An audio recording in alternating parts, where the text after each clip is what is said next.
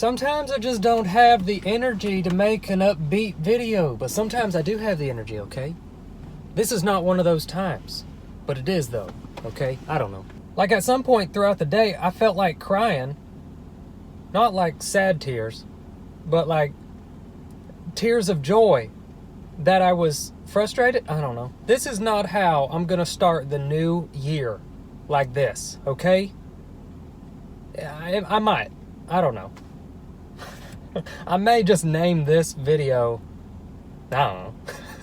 Please someone help me in the comment section down below. How do I spell, I don't know. Eventually I'll figure out what's going on and how, words, sentences. I don't know. Maybe it's just the idea of a new year. Maybe it's not. I don't know. I'm not stressed. I think. I might be. Is it? I don't know. I had like the worst flight experience of my life. And I think it's just now catching up to me. My flight from Arkansas to Dallas was delayed.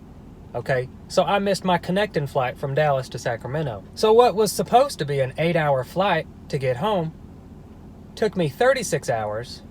Stayed the night at the Dallas airport. My hand's still falling. It's still telling the story, okay?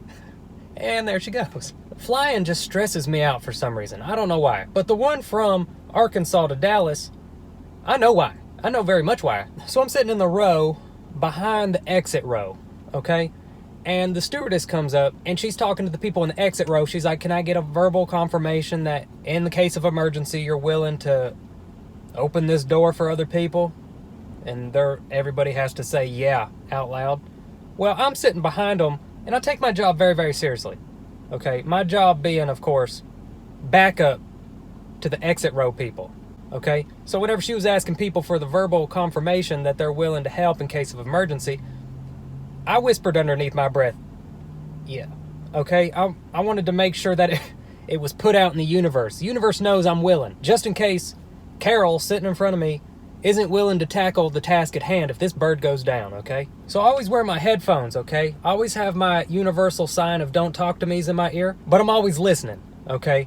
Anytime something comes over the intercom, I want to make sure I hear it. Look at my hands doing a great job about telling this story. Good job. So I'm listening, okay? And one of the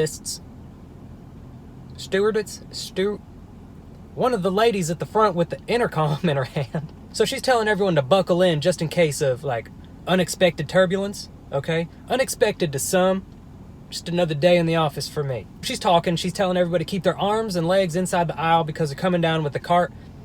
I'm listening. I assess the whole situation. I assess that there's no threat, okay? So I relax a bit. But then she mentions over the intercom that they're selling Pringles for $10, okay? Now you have my attention. How are you going to charge me $10 for Pringles?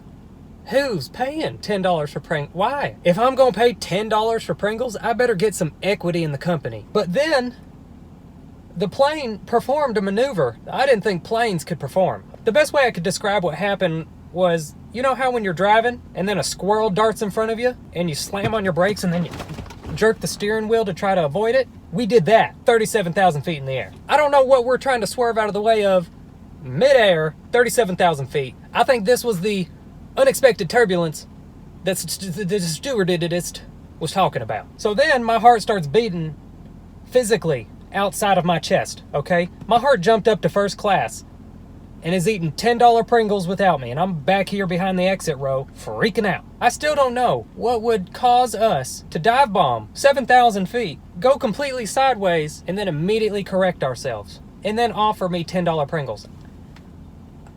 Okay? It's not the airline's fault, and it's not the pilot's fault. Honestly, I don't know who to blame, okay? I don't know. I was having my own little what am I doing? You were doing so good. So after my personal near-death experience, I looked over to see how Carol was holding up, and she was just fine. She was calm as a lark. It was at that moment I knew, she's got this, and I feel safe. I feel safe in her decision-making arms. But then I got to Dallas. By then, my flight was already gone. They rescheduled me, and so I had to spend the next 24 hours inside the Dallas airport. So maybe that's why. Is this really the video I want to upload as my first video of 2019?